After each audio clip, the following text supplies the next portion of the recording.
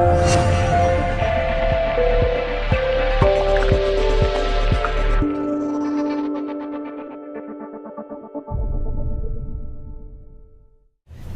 suck.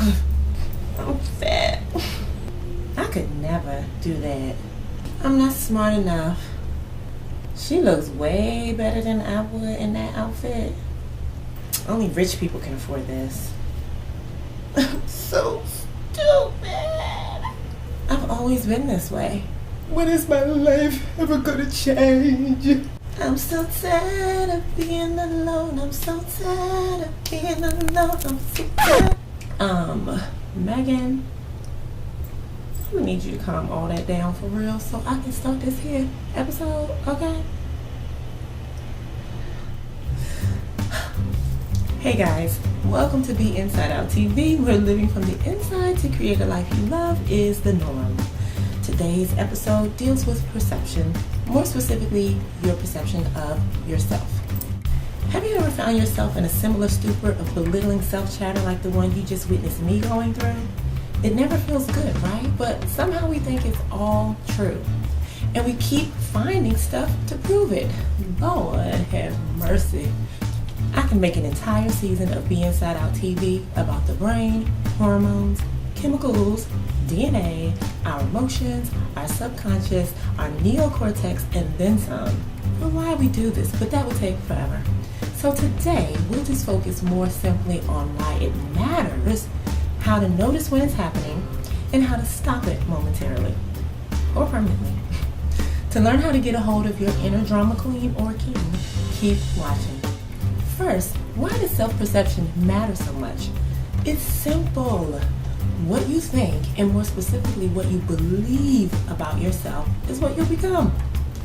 Everything you think, believe, and feel influences the choices you make, and the actions you do or don't take, and your level of commitment to yourself.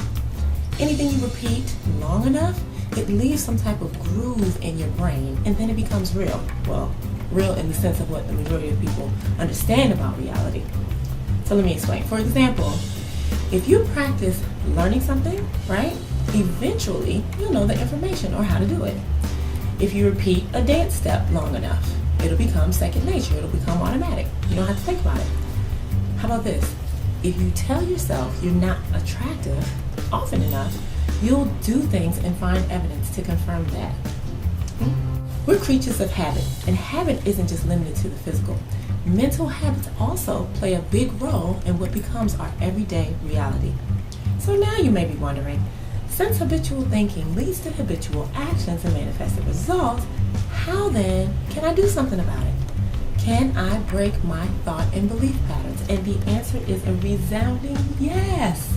But it's going to take two very important disciplines on your part. Number one, you'll have to be able to separate yourself from what you're thinking and instead notice it happening. For instance, if you're drunk off your drama juice, you'll need to become an observer instead of the participant. To do this requires stepping back and taking a bird's eye view of your current trance. You're high off emotions and hormones raging through your body, so you're feeling as if what you're telling yourself is actually happening in that moment. While submerged in your chemical cocktail, what you're thinking and saying sounds true. It feels like it's taking place right that second. And if you can recognize that that's actually what's happening, you're on your way to moving to an observer. Here's an interesting fact for you. Your brain is so responsive and creative that it doesn't differentiate between real and fake. If you think about a lemon, you can see it in your head. If you imagine sucking on a lemon, your mouth will begin to water. If you imagine seeing someone get punched in the stomach, you'll also feel a tight sensation in your stomach. Going back to your inner dialogue example, instead of drowning in those repeated disrespectful statements to yourself, tell a different story. What you want to emerge, what you ultimately want to feel and be like. Get that imaginative brain working and start playing with other possibilities in your head, no matter how unrealistic they may currently seem.